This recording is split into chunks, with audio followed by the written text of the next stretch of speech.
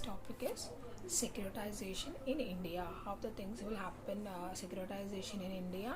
Let's say in this particular topic, the concept of asset securitization is slowly entering into the Indian soil. So this concept of asset securitization slowly entering into the Indian soil.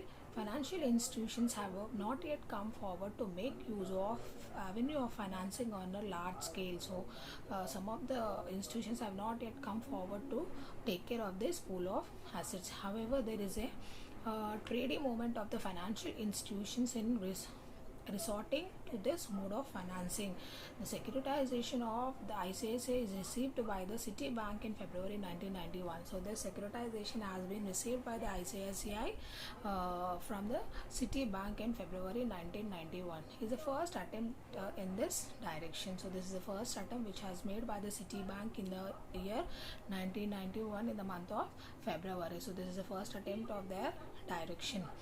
A sum of 15 crores was raised by means of securitization of assets. So for the securitization of assets, some 15 crores have been raised for this particular securitization. So this is introduced by Citibank in the year 1991 in the month of February, and like it will be having some 15 crores of funds raised for this securitization of the assets. Following this, the higher purchase portfolio of Teleco was secured by the Citibank. So this Teleco was also secured by the Citibank. Again, the retail residential receivables of DLF International were also securitized by the Citibank.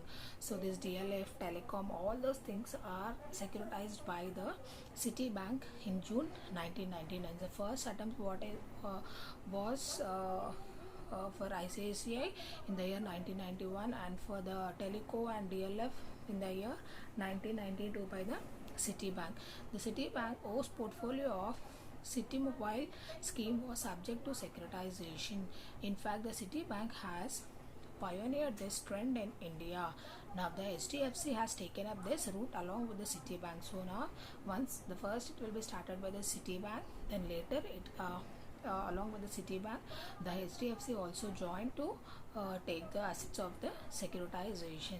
The HDFC is on the way to securities its housing loan portfolio around 50 crores. So it is on the way that the HDFC Bank is way to securities its housing loan portfolio around 50 crores. So where in the case of that ICICI it is 15 crores, it has started with the 15 crores funds, but where in the case of HDFC for the housing loans it has 50 crores raised fundraised will be there in this HDFC. And infrastructure leasing and financial services is also expected to enter into this field by setting up a SPV.